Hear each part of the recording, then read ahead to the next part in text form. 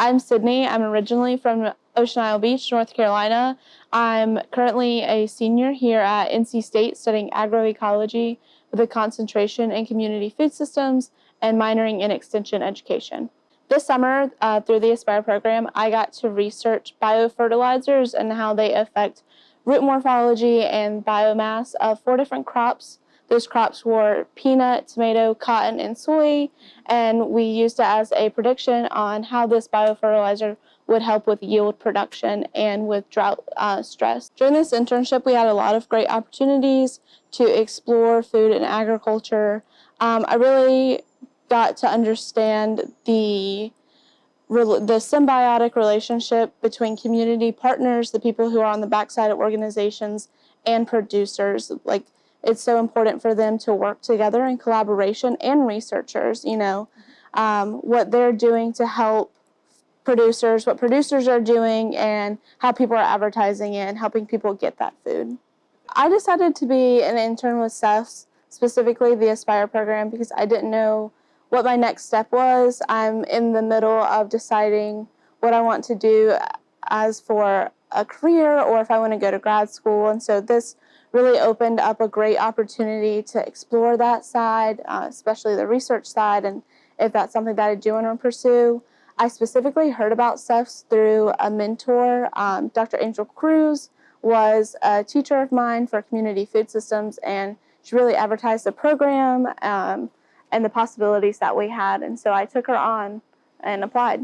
This internship supports my future career because I know a little bit more about what I want to do, maybe not necessarily research, but how I can still pursue a career and help researchers and what they're doing or display their information. I feel like I've learned I'm really good at making a poster or explaining research rather than maybe doing it in the backline. So being able to advertise it. And as for an education, it really helps me tie in what we learn, in the textbook or in the classroom. We hear a lot about methods, but being able to actually do it was very important.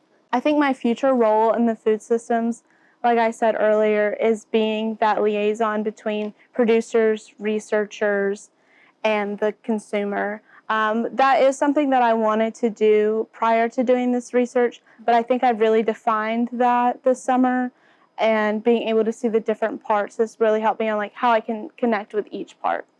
This opportunity, specifically in my lab this summer, opened up a door for a master's position. I was offered to get my MS in crop science this summer because of my lab work. And so that was very flattering as someone who's never worked in a lab before to hear that they would want me to come back as a grad student. I originally did want to get my master's. I wanted it to be maybe sociology based, but being able to hear the opportunities that there is in having an MS and specifically in crop science was very helpful and something that I'm considering. There are so many things that I enjoyed about this summer, and it's really hard to pick one that I consider my favorite. But if I have to pick one, I would have to say the farm tours. Being able to just explore North Carolina agriculture. As someone who's a consumer of local food, especially in North Carolina, I've never seen a farm in production that I've bought from. And so we got to go to a farm in the mountains, an orchard that I buy from at the State Farmers Market. And it was so great to be able to see their production. And now when I go to the farmers market, that's what I think about. I've been there and I know what they're doing, and now I get to eat their product. On these farm tours that we got to explore, the first part we went to the eastern side of North Carolina, where we went to a hog production. We saw blueberry production, and then we saw a farm that was over 1,000 acres and had anything that you could think of on it. Strawberries. They had different, corn and beans that they sell, and hearing how they incorporate their different workers, like H-2A workers or families that they know are in need, and help them through providing them an opportunity to work with her. And then the second half, we went to the mountains of North Carolina, and we saw an orchard. We saw a dairy, which was really awesome. Dairies are dying out, so to be able to see one that's in production was really, really cool. We went to a food hub where we got to see how farmers can bring their food in, and it's kind of like a CSA that they don't have to worry about. They just bring in the food and it's handled for them. And it also helps people who are currently struggling with food insecurity, which was very, very awesome. Prior to this summer, I had no research experience. My previous experience in food and agriculture, I grew up in a nursery where we would do small horticultural crops. And then with my major, community food systems, I had met with farmers, stakeholders, and community producers through extension, but I had never done any kind of research at all.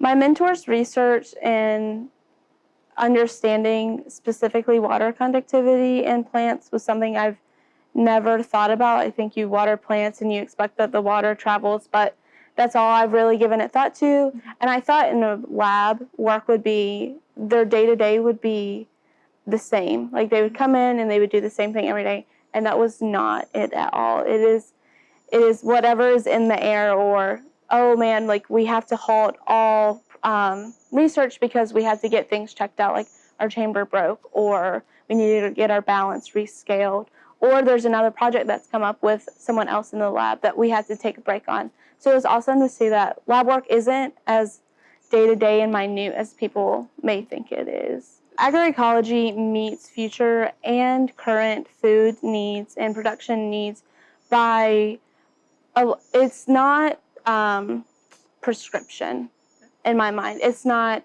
this is exactly what agroecology is. If you apply it to your farm, it's going to make your yields better, which is going to help food security in the end. It allows for there to be change and to incorporate generational knowledge in that, and how we can take generational knowledge and maybe alter it a little bit to fit maybe climate change, because that change how a farm works. So like, what can we take from a multi-generational farm at what they're doing to fit what climate, what climate change is doing, or different resource needs. It also allows for farmers to create a connection with other people who may use an agroecology basis. My research specifically helps and fits into agroecology's current and future needs by finding a sustainable way for farmers to not use as much water. Maybe they don't have that resource, or they're really trying to cut down on cost, or they just want to find a new way to fertilize their land. So the fertilizer that we use is what would be considered organic, because it's all bacteria, and though organics doesn't necessarily mean agroecology or vice versa, it does allow a sustainable way for farmers to do that and to still increase yield to feed a growing population. I hope every student who hears about this opportunity takes the time to apply for it. I think it's very important for students who think that they know what they want to do to still apply, because maybe that can change. Like, you don't know until you do something. And I think it's important for students who are in my position who don't know what they want to do to also apply to help figure that out. I also think it's a great way for students who don't really know as much about agriculture and want to learn more about it to just take an opportunity, 10 weeks, 2 months, to just figure out as much as you can and learn so much. And even if your degree isn't directly related to, or your career choice isn't directly related to agriculture, there's some way that it can tie in. I was really drawn to the Aspire program because of the professional development that we got to do. Having a day of the week where we got to come back together as a cohort and to learn about what people are doing to help raise awareness about agriculture or their current jobs. It was also important that we got to meet and just discuss about what we were doing for our research, to bounce off of each other when we were having problems. I know that there are two people who were both using a system called PCR, and so they got to help each other figure it out on this random Friday that they didn't know that they were going to get help. So having this professional development was very helpful and something that I really wanted to be a part of when I was reviewing. I chose agroecology with a concentration in community food systems because I've always seen myself as maybe a people person instead of a research and production side. Like I said before, I've never done research before, and it honestly kind of scared me. The most lab work I'd had is doing lab work for a class like chemistry, and it was kind of off-putting. I've always enjoyed being able to connect with people and having connections and being able to hear people's stories. I love just like sitting down and someone telling me like what they do.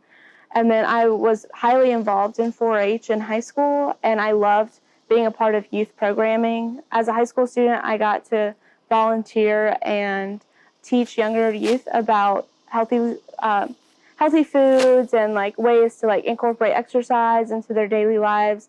And so I love being able to do that, and I've always like wanted to go back into programming. And so community food systems really fit into like what I wanted to do as a career. Growing up, I did see like small production in a greenhouse, and I knew that there was other ways of production, but we only did it one way, and that's just like what my parents knew, so we stuck with it.